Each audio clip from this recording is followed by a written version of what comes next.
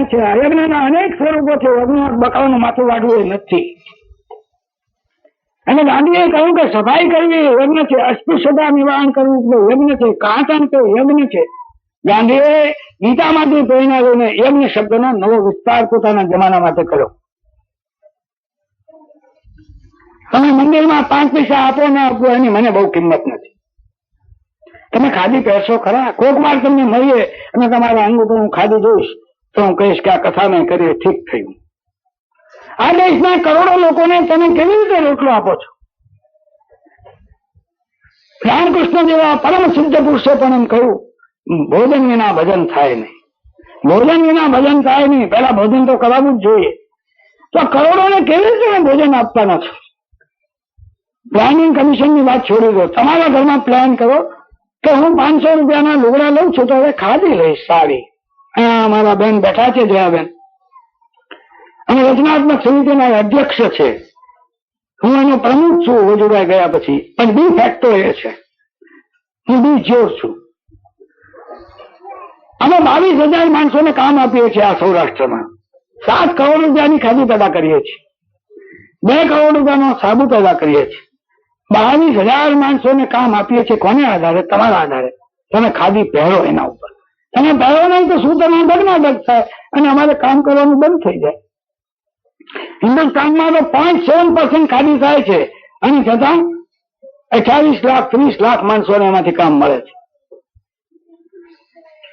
બીજું ઘણું છે, ગાયોનું છે, બધું હું નહીં કહું. પણ એક વાત તો હું માગણી કરું જ છું કે તમે આ રહસ્ય સમજો. આ જ યજ્ઞ છે જેનાથી રણકે લોકોને સંતોષ થાય,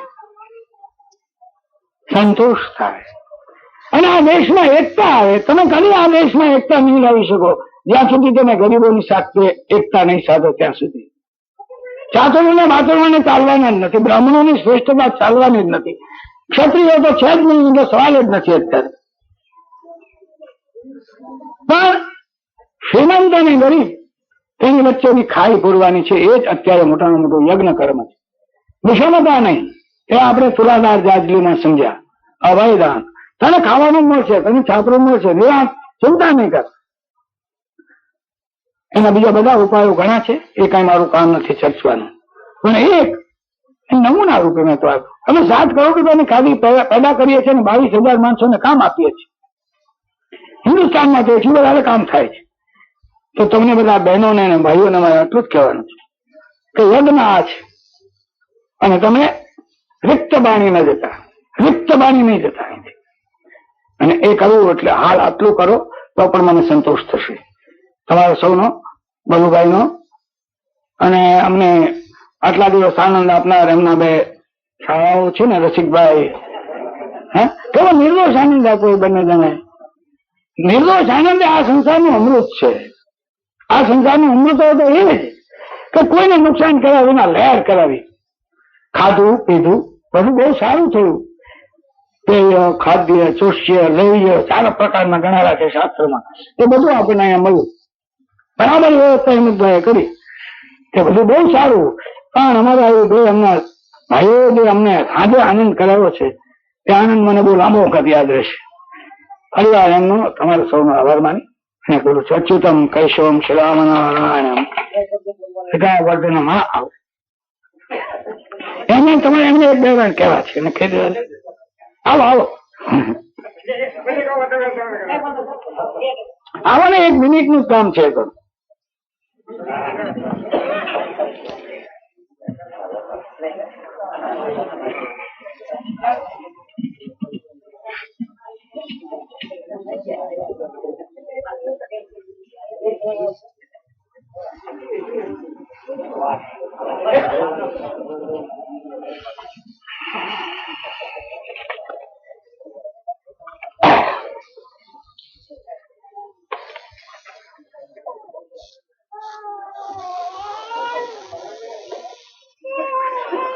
વિજ્ઞાન જ્ઞાનીય પોતે ન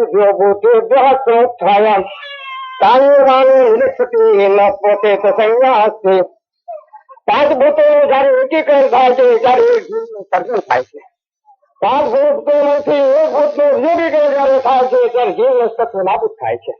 આપણે ઈશ્વર અને પરમેશ્વરના સ્વરૂપને જાણીએ. ઈશ્વર સર્વભૂતાનામ હૃદય અમર તિષ્ઠતિ.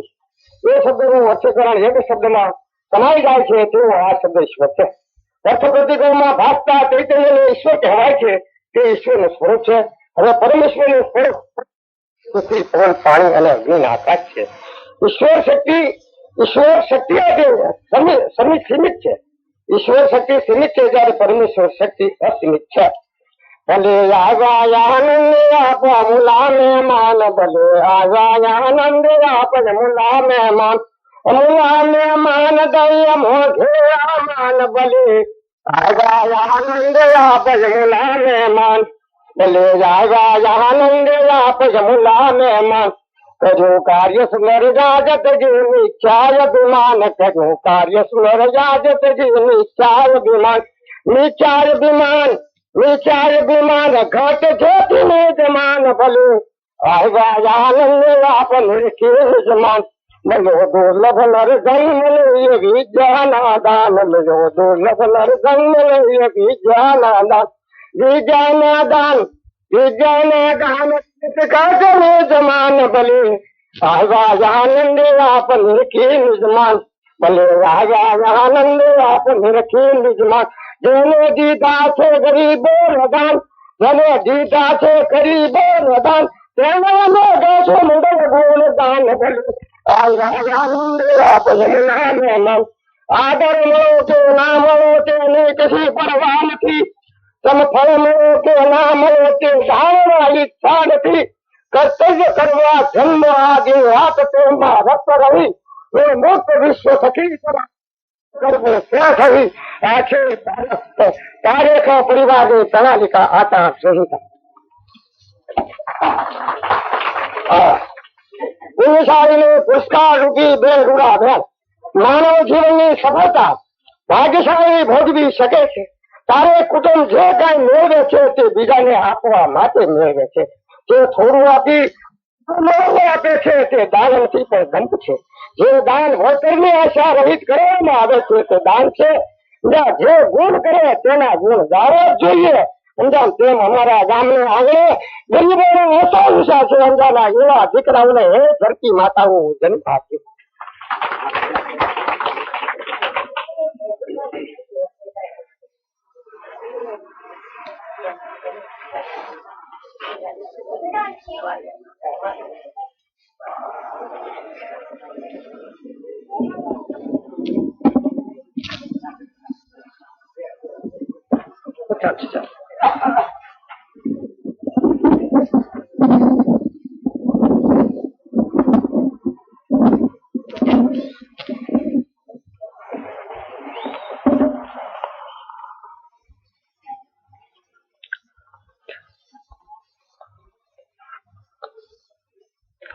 મુરબ્બી શ્રી મનુભાઈ મુંબઈથી લોક ભારતી પરિવારના મહેમાનો, મુંબઈથી આવેલા મહેમાનો તથા અન્ય સ્થળેથી આવેલા મહેમાનો, બહેનો અને ભાઈઓ, મેં તમને શરૂઆતમાં કહેલું કે મનુભાઈ દરેક વસ્તુને, દરેક પ્રસંગને, દરેક ગ્રંથને પોતાની આગવી મૌલિક દ્રષ્ટિથી જુએ છે, સમજે છે અને સમજાવે છે. આપે બધાએ આ થોડા દિવસના એમના પ્રવચનોથી એ જોઈ શક્યા છો કે મહાભારતની કથા ઉપર એમણે જે વ્યાખ્યાનો આપ્યા એ એક જુદી જ ભાત ઉપસાવે એવા છે, જુદી જ દ્રષ્ટિ રજૂ કરે છે અને એમાં જ આ વ્યાખ્યાનોની વિશેષતા છે. આવા આપણે ત્યાં સામાન્ય રીતે રામપારાયણ કે ભાગવત પારાયણ થાય છે. કોઈક વાર મહાભારત ઉપર પણ વ્યાખ્યાનો થતા હશે, પરંતુ તેમાં જેમ એ કથાઓમાં ધાર્મિકતા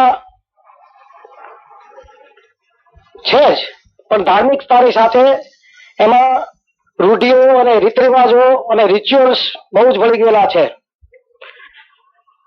પોથીઓ મૂકવી, પોથીઓ ઉપર પૈસા ઉઘરાવવા અને જોડીઓ ફેરવવી અને ધાર્મિકતાના ભાવો ઉત્પન્ન કરીને પ્રજા પાસેથી પૈસા એ નિમિત્તે ભેગા કરવા. કથાકાર પોતે સારા કથાકાર હોય અને એને આપણે કથાકાર તરીકે માન આપીએ, એના બદલે વાતાવરણ એવું ઊભું કરવું કે કોઈ મહાન સંતો આવી ગયા છે એમને બધે પગે પડવું. સામાન્ય માણસો આપણી જેવા જે હોવા છતાં એમને પગે પડવાની પ્રથા દાખલ કરવી અને આવા અનેક દૂષણો આપણા રામાયણ અને ભાગવતના પારાયણોમાં દાખલ થયેલા છે અને વધતા જાય છે. એટલે મને પોતાને એમ લાગે છે કે આપણો જે સ્પષ્ટ અભિપ્રાય હોય અને એ સમાજની સાથે સુસંગત ન હોય તો પણ કોઈ પણ જાતની કડવાશ વિના જે વસ્તુ ખોટી છે તેને ખોટી કહેવી એ પણ આપણી ફરજ છે. અને એ મહાભારતના વ્યાખ્યાનોમાંથી પણ આપણે જોઈ શકીએ છીએ કે જે વસ્તુ ખરાબ છે કે દુષ્ટ છે એ પછી ગમે તે આચરતો હોય, એ ભીષ્મ પિતામહ હોય કે યુધિષ્ઠિર હોય કે કૃષ્ણ હોય, આપણે બધા મનુષ્યો છીએ, આપણામાં પણ ખામી છે, આપણામાં પણ ખરાબી છે, આપણે ભૂલ કરતા હોઈએ. પણ જે કઈ ભૂલ થતી હોય એ સમાજમાં સારી છે એને સારાપણાનો ઓપ આપી અને આપણા ભોળા પ્રજાજનોના અંદરના વહેમોને પોષવા, એમની બીકને વધારી અને પોતા પ્રત્યે ભક્તિભાવ ઉભો કરવો, એ બધો જે પ્રચાર થઈ રહ્યો છે એ મને પોતાને એમ લાગે છે કે વ્યાજબી નથી. અને આપણે જેવા વ્યક્તિઓ કે જે લોકો સમજવાનો પ્રયત્ન કરે છે એમને આ મહાભારતમાંથી એ સમજવા જેવું છે, મનુભાઈના વ્યાખ્યાનોમાંથી, કે આપણે એવી વસ્તુઓને વિરોધ કરવો અને એ વસ્તુનો વિરોધ કોઈ ઝઘડા કરવા માટે કે કડવાશ વધારવા માટે નહીં, પણ સારી રીતે જે ખોટું છે તેને ખોટું કહેવું અને એની અંદર પણ જે સારું છે, જે પ્રજાની ધાર્મિકતાને મદદ કરે છે એને સ્વીકારવું એ આપણી ફરજ છે. ધાર્મિકતાની મારી વ્યાખ્યામાં બે જ મુખ્ય અંતરની દ્રષ્ટિએ તત્વ છે. ધર્મ શબ્દમાં બહુ જ ગૂંચવાડા થવા મળ્યા છે. ધર્મના નામે અનેક જાતના ખાના ખરાબી થવા માંડી છે. શીખ ધર્મના નામે છેલ્લા 2 વર્ષમાં આપણે જોઈ શક્યા કે ધર્મના નામે સત્યાનાશ વાળી નાખ્યો. અને ધર્મના સંપ્રદાયમાં સામાન્યતઃ ધર્મ કરતા સત્તા ભોગવવાના જુદા જુદા કિમિયાઓ વધારે કામ કરતા હોય છે. ધર્મને બદલે સાચી જરૂરિયાત માણસની અંદર ધાર્મિકતા વધે તે છે. અને મારી ધાર્મિકતાની વ્યાખ્યા બહુ જ ટૂંકી છે. જે અનુભવ, જે ગ્રંથ, જે સહવાસ, જે જીવન અંદરને પોતાની માણસની અંદર કરુણા વધારે અને ભય ઘટાડે એ સાચી ધાર્મિકતા છે, એ જ સાચો વિકાસ છે. અને જે કોઈ કાર્યો થાય એ કરુણાથી પ્રેરાયેલા હોય અને ભયથી રહિત હોય અથવા તો ઓછા ભયવાળા હોય એ જ કાર્યો સવારે લાંબા ગાળે સર્વનું અને સમાજનું સારું કરી શકે છે. તો એવી ધાર્મિકતા જ્યાં હોય એને આપણે મદદરૂપ થવું, એમાં ભાગ લેવો અને એની સાથે ઇન્વોલ્વ થવું અને આપણા પોતાને અને આપણી આજુબાજુનાની ધાર્મિકતા વધે એવા પ્રયત્નો આપણે કરવા જોઈએ. અને જ્યાં દંભ અને આવા પાખંડો વધવા માંડ્યા છે તેમાં ભાગ ન લેવો જોઈએ એમ પણ હું માનું છું. આપણે એમ કહીએ કે આપણે શું એમાં નકામું, આપણું શું થઈ ગયું, આપણે તો સાર ગ્રહણ કરી લેવો, પણ આપણે જે વસ્તુમાં ભાગ લઈએ છીએ એમાં અમુક રીતે આપણે એમના ભાગી પણ થઈએ છીએ. અને એ રીતે આપણે એવા દંભી વ્યવહારોમાં મારી દ્રષ્ટિએ ભાગ પણ ન લેવો જોઈએ એમ માનું છું. અને એ આપણે જો સમજીએ તો આ મનુભાઈના વ્યાખ્યાનો સાંભળવાનો લાભ આપણને ખરો પડ્યો એમ મને લાગશે.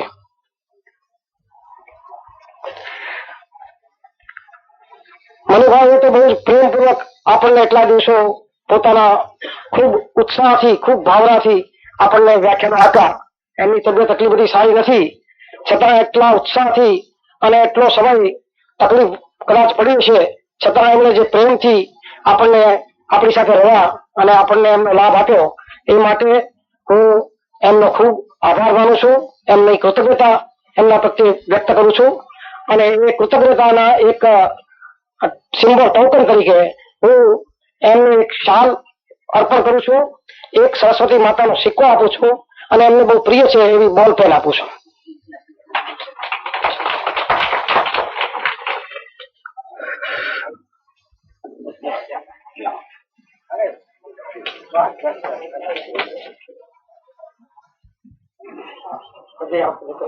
બરાબર, સરસ. આવડે ને મને મતું તમે કોલ કરો.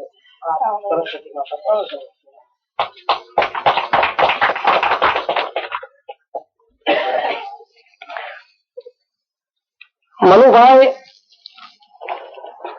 આટલો સમય મેળવી અને પોતે વાંચન કરી શકે છે, સાહિત્ય સર્જી શકે છે અને સમાજને માટે સમય આપી શકે છે, એ કઈ એમને નહીં થતું હોય. એની પાછળ વિજયાબેનને કદાચ એમના સહવાસનો લાભ જતો કરવો પડતો હશે, અગવડ ભોગવવી પડતી હશે અને અમુક રીતે એમને પ્રોત્સાહન પણ આપતા હશે.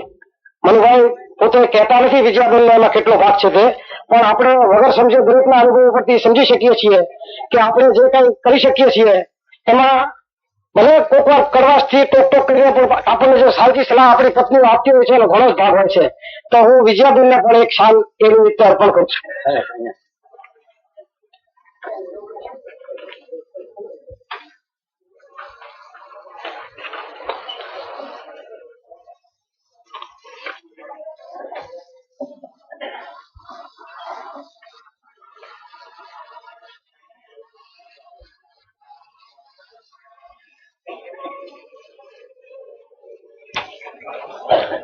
આ આખો પ્રસંગ એટલો સારી રીતે પાર પડ્યો તેની યોજનામાં જે 3 વ્યક્તિઓ બહુ જ ઉપયોગી ફાળો આપ્યો છે એ 3 વ્યક્તિઓને પણ હું એમની પ્રત્યે એક જાતની કૃતજ્ઞતા વ્યક્ત કરું છું અને એના ટોકન રૂપે એમને પણ સિક્કા આપું છું. એમાં આપણા વિઠ્ઠલભાઈ વાછાણી એમને હું સરસ્વતીનો એક સિક્કો એમની કદર રૂપે આપું છું.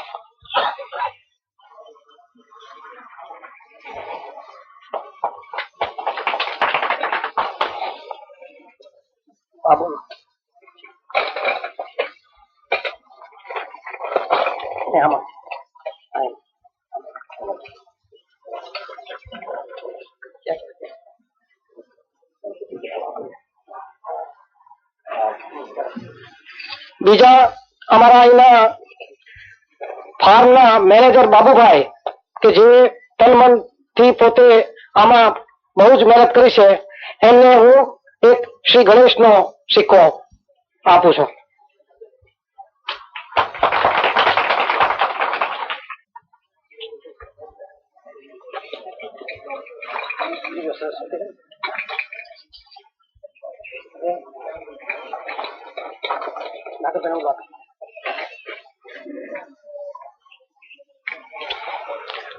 ત્રીજા નાગરભાઈ જે ત્રિવેણી કલ્યાણ ફાઉન્ડેશનના અહીંના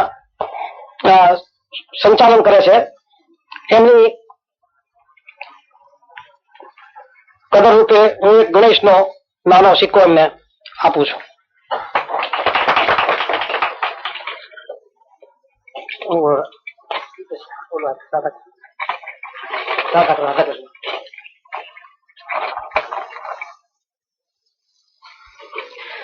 છેલ્લે આ આખું આયોજન જેના થકી શક્ય બની શક્યું છે અને જેને બહુ જ વિગતવાર મહેનત કરી છે એ મહેનત કરવાની જેના તરફથી પ્રેરણા મળી હોય એ હિંમતભાઈ ને હિંમતભાઈ વતી ગુલાબને હું એક રાધાકૃષ્ણનો સિક્કો ભેટ આપું છું.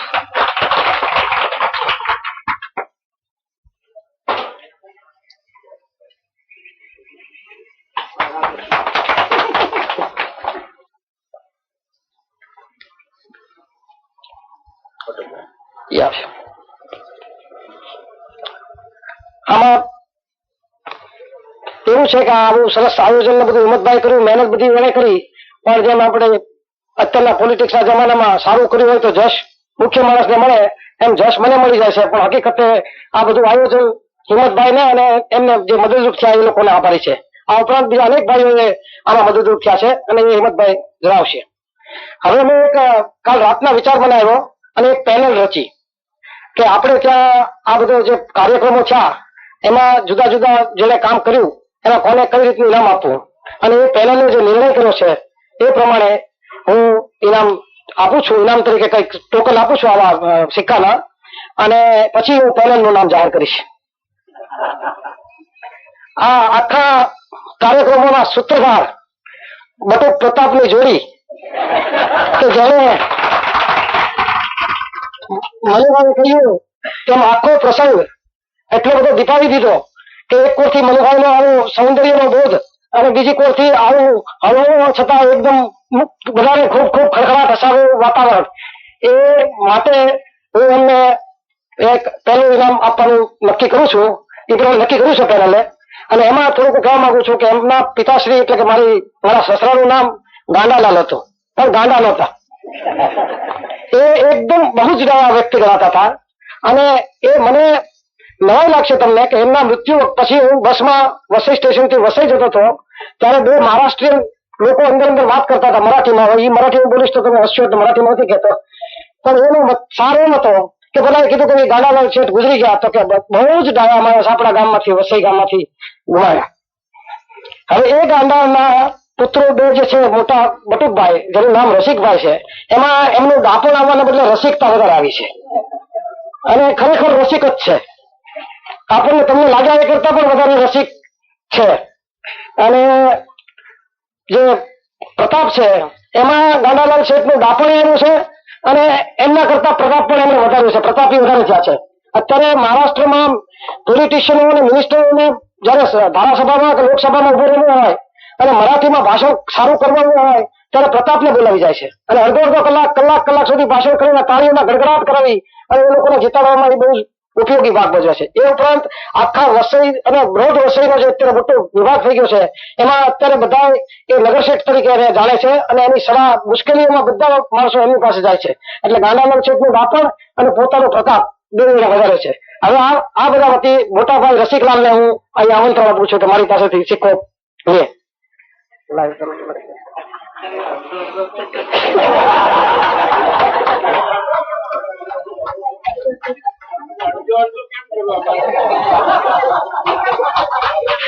ભાગ નહીં કરવાનો.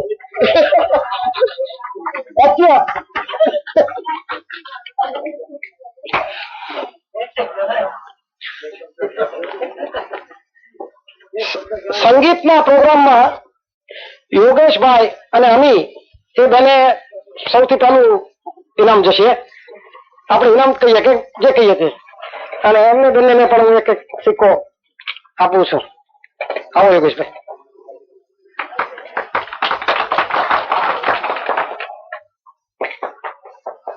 આવો મેં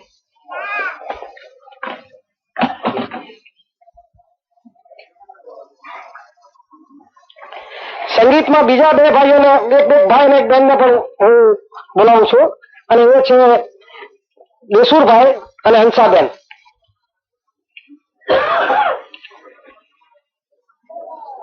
હંસાબેન ક્યાં છે?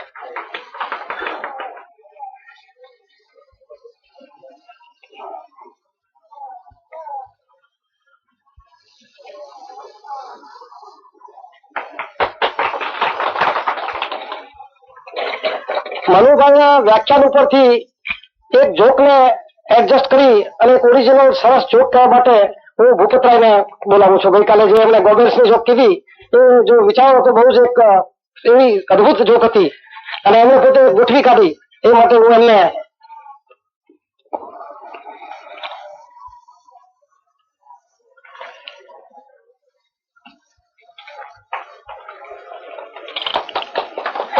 મિમિક્રી માટે હું પુષ્પાને બોલાવું છું.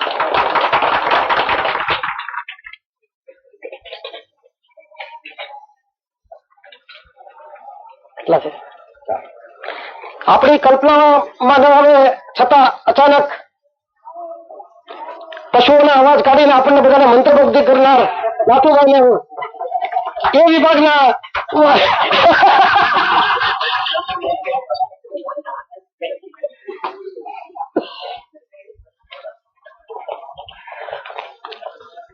આવા પ્રસંગોમાં બધાને બોલવાનું મન થાય અને એક યા બીજો પ્રસંગ આવે તો મારી જેમ પ્રસંગ મેળવીને પણ ન માન તેરા મહેમાનની જેમ ગમે ન ગમે પણ બોલીને કે આ ગાય એવું થાય. પરંતુ સતત શાંતિ રાખી કોઈ પણ જાતનો બોલવાનો આગ્રહ ન સેવો કે કોઈ પણ જાતનો આગ્રહ ન કર્યો. એ માટે આપણા હીરાભાઈ જે મારા બાળપણથી તે એલએલબી સુધી એક પહેલી ચોપડીથી તે એલએલબી સુધી સાથે ગયા છીએ અને પદુબેન એ બેના વતી હું પદુબેનને બોલાવું છું.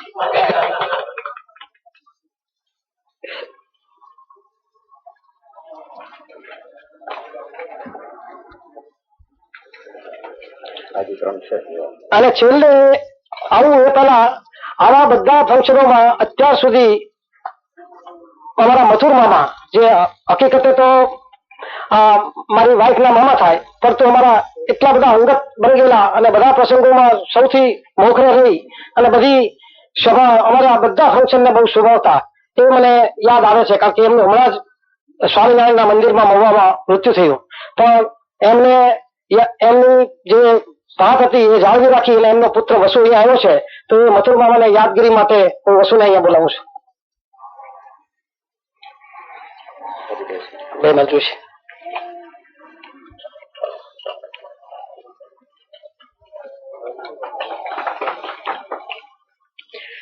હવે છેલ્લે બે વ્યક્તિઓને ઇનામ જાહેર કરવામાં આવ્યા છે. બાકી એમાં એક તો બધાને એમ લાગ્યા કરે છે કે અમે 5 ભાઈઓ છીએ અને બધાને બહારથી એમ લાગે છે કે આ સંપ સારો જળવાઈ રહ્યો છે. આટલા વર્ષો થયા છતાં એકંદરે અત્યારના જમાના પ્રમાણે અમારે બહુ સારું લાગ્યું છે. તો બધાને કારણ વિચાર આવે છે કે આ કેમ હશે.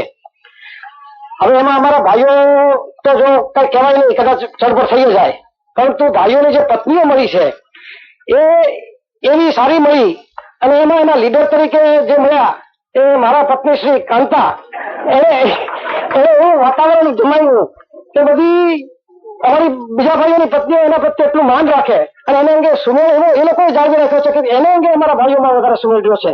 આ સિક્રેટ હું તમને જાહેર કરું છું, એના માટે આજે કાંતાને પબ્લિકલી એપ્રિસિએશન કરશું.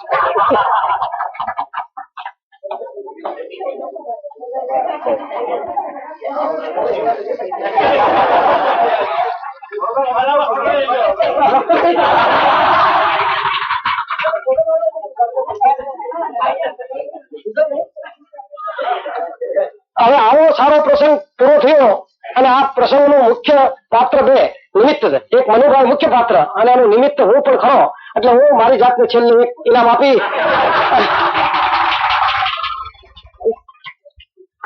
અને આ ઇનામ પૂરો કરું છું. હવે આ બધા આ પ્રસંગને શોભાવનાર તો બધા મહેમાનો જ છે. એ લોકોએ અહીંયા આવી અને આ રીતે બધા આખો પ્રસંગ સારી રીતે ઉકેલ્યો. એ માટે મુંબઈના આવેલા મહેમાનો, લોકભારતી પરિવારના મહેમાનો, બહારથી બીજા આવેલા મહેમાનો, એ બધાનો હું આભાર માનું છું અને કાંઈ પણ ખામી રહી ગઈ હોય તો દરગુજર કરશો એવી આશા રાખું છું. હવે લોકો છે અને પછી ભૂપતરાય, પ્રતાપ, અહીંયાથી 1-2 જણા એમ 4-5 જણા બોલવાના છે, તો થોડી સમયમાં જે કહેવાનું હોય તે કરી અને પછી આપણે અહીંથી બધા સાથે સ્કૂલ ઉપર સાથે જમવાનું છે.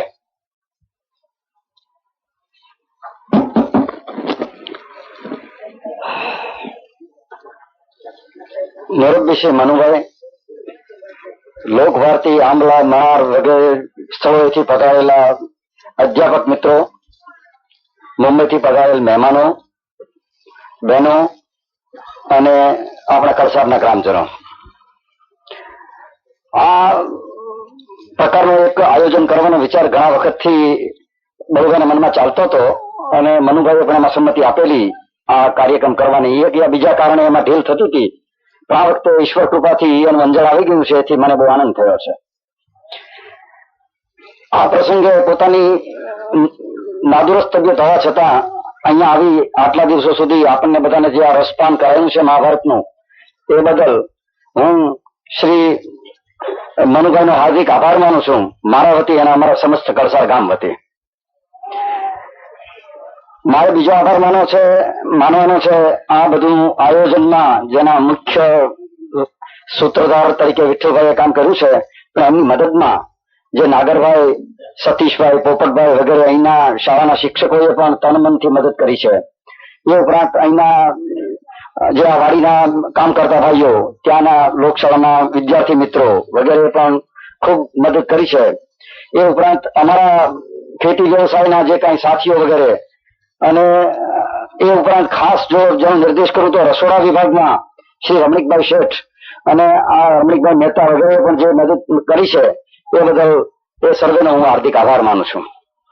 અને અંતમાં એક વાત ખાસ એ કહેવા માંગુ છું કે આ બધું આયોજનનો મને ઘણો બધો વધારે પડતો યશ મળ્યો છે.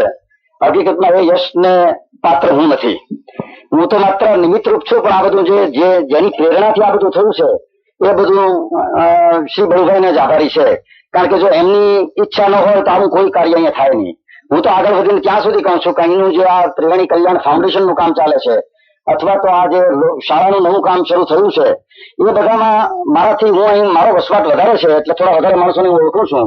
એટલા પૂરતું હું લોકલ કામ વધારે કરું તો એ કઈ બહુ મોટી વાત નથી. પણ એની પાછળની જે પ્રેરણા છે, એની પાછળની જે ધરપત છે અને જે હિંમત છે એ બધું નિર્ભય બળુભાઈનું છે. એટલે ખરો આભાર તો જો કોઈનો માનવાનો હોય આ બધા પ્રસંગ માટે તો એમનો જ છે. અંતમાં આપ સૌ અહીંયા હાજર રહીને આ પ્રસંગે જે પ્રસંગ દીપાવ્યો છે બદલ હું બદલ હાર્દિક આભાર માનું છું.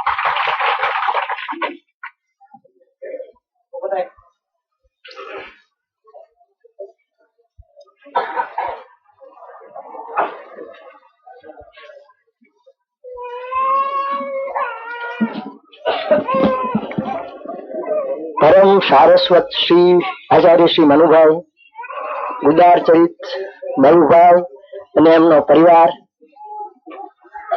આમંત્રિત ભાઈઓ બહેનો અને કલસાડના રહેવાસીઓ,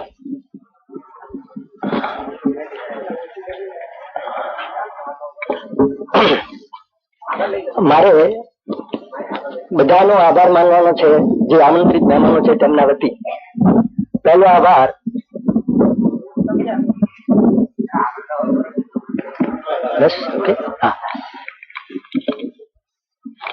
આચાર્ય શ્રી મનુભાઈ નો, જેમણે આપણને આ 5-6 દિવસ સુધી સતત રસપૂર્વક એમની મહાભારત વિશેનું એમનું દર્શન આપણને એમની આગવી ભાષામાં આપણને કરાવ્યું.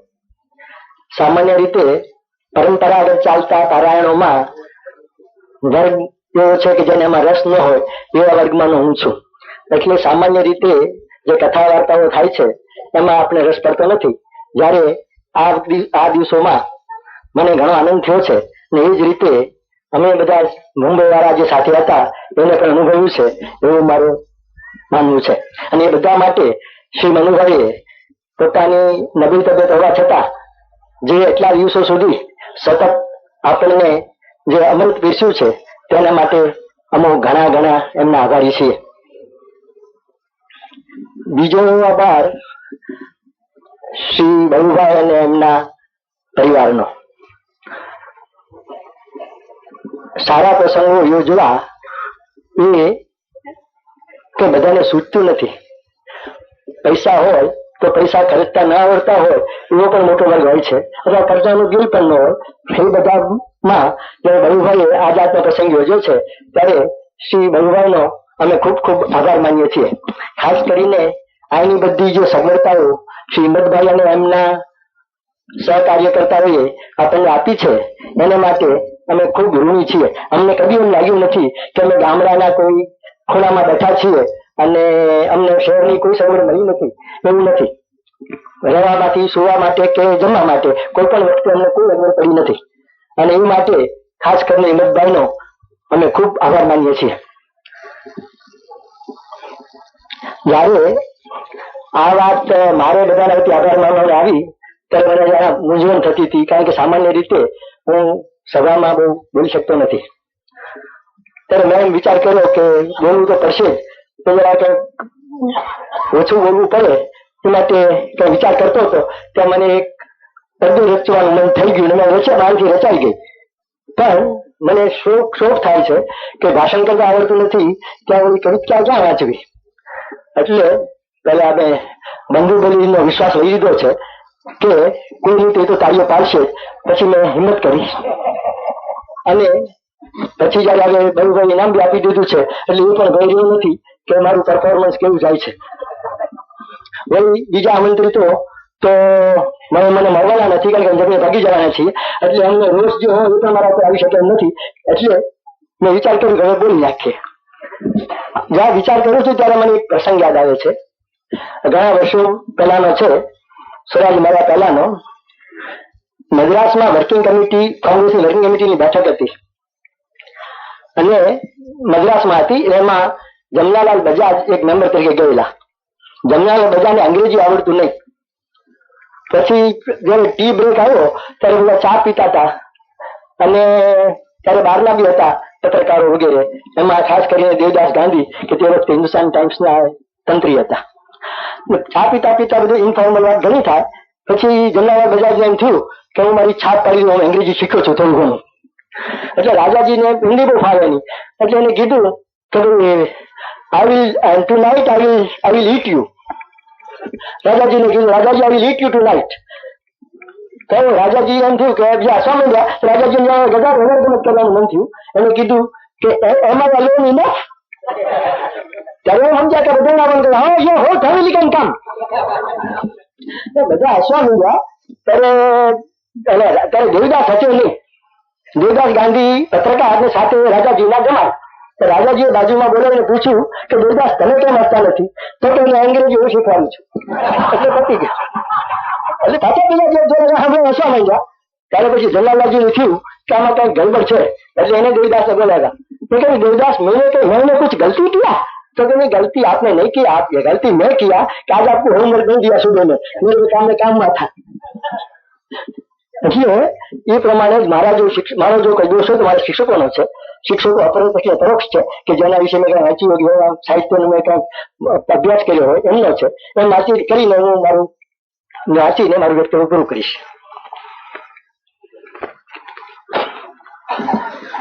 નૂતન વર્ષારંભે આતમને કિનારે એક સુવર્ણ સ્થાને કલસાર ગામે મળી સભા છે કે નાની પણ મોટા છે સભાપતિ. આરંભીને કરી પૂરી દીન 5 માહે કથા મોટી રહસ્ય ને રસભરી.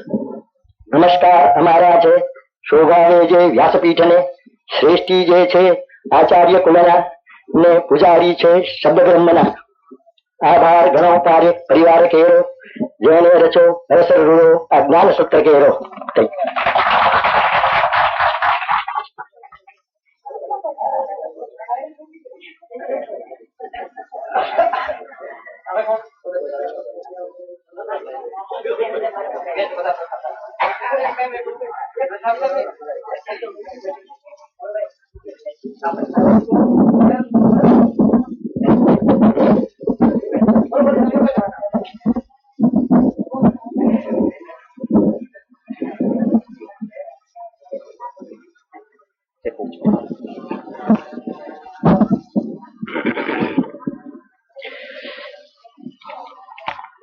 મુરબ્બીઓ, મિત્રો અને બહેનો,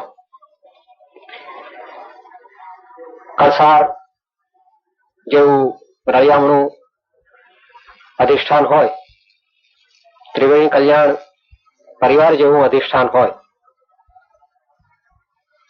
જુદા જુદા ક્ષેત્રના સમર્થકર્તાઓ હોય, પછી એ બળવંતભાઈ હોય, મનુભાઈ હોય, શિક્ષક મિત્રો હોય, રસોઈ ઘરમાં રોકાયેલા હોય કે મીઠા નાળિયેર પાનારાઓ હોય,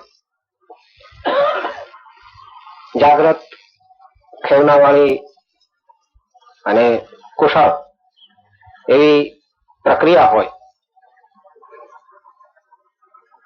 પુરુષાર્થ હોય અને સદભાગ્ય દૈવ પણ અનુકૂળ હોય, એ કાર્યક્રમ વિશે આમ તો શું કહેવા જેવું હોય.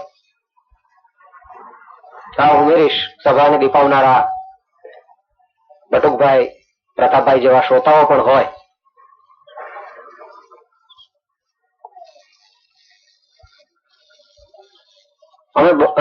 અમને કઈ તકલીફ નથી પડી એમ મારે નથી કહેવાનું, પણ અમે જરા વધારે સચવાયા હોય એવું લાગે છે. એટલે મુશ્કેલી હવે ઘરે ગયા પછી કદાચ શરૂ થશે. 5 દિવસ જશે ગોઠવાતા એમ લાગે છે એના 5 દિવસના અનુભવે. એટલે એક બાજુથી આભાર પણ માનવાનો છે અને મીઠી ફરિયાદ પણ કરવાની છે.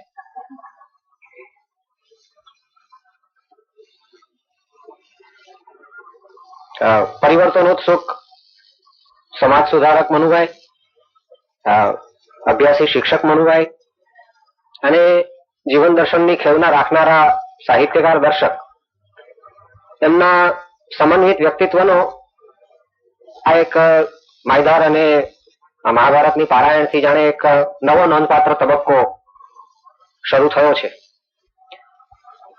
સ્વર્ગસ્થ પૂજ્ય નાનાભાઈ ભાગવત કથાઓ કરતા ગામડામાં જઈને, એનું જ આમ તો એ અનુસંધાન છે. થોડો આધુનિક ટચ છે કદાચ, નાનાભાઈની કથાઓમાં મને લાભ નથી મળ્યો, પણ જે કંઈ જાણું છું એના આધારે એમ કહું કે કદાચ પરંપરાની સળમ વધારે હશે તો મનુભાઈમાં એમના અભ્યાસ ચિંતનને પરિણામે આવતા આધુનિક સંદર્ભોના ચમકારા વધારે હશે. પણ એ જ પરંપરા એમણે આગળ વધારી છે. એમને ખેંચવું પડ્યું એમ તો દેખાયું, પણ ખેંચવાની ટેવ છે એમને, એટલે એ ખેંચે જાય છે.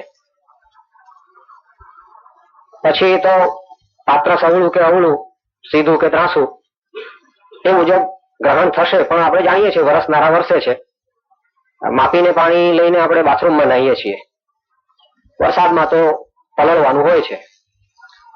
અને આનંદ લૂંટવાની કે ભીના થવાની જેવી જેની શક્તિ વરસનારા વર્ષે છે. એ કઈ પૂછો તો કહે છે પણ પછી માપ રાખતા નથી. એટલે ખૂબ મજા આવી, ખૂબ જાણવાનું મળ્યું. પરિણામ વિશે આશા રાખી શકીએ, પણ જેવું જીવન